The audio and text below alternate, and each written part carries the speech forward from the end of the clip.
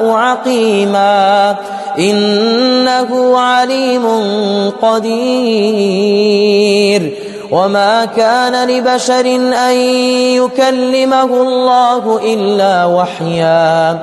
إلا وحيا أو من وراء حجاب أو يرسل رسولا فيوحي بإذنه ما يشاء. لله ملك السماوات والأرض يخلق ما يشاء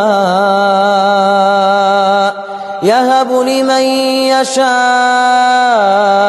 إناثا ويهب لمن يشاء الذكور أو يزوجهم ذكرانا وإناثا ويجعل من يشاء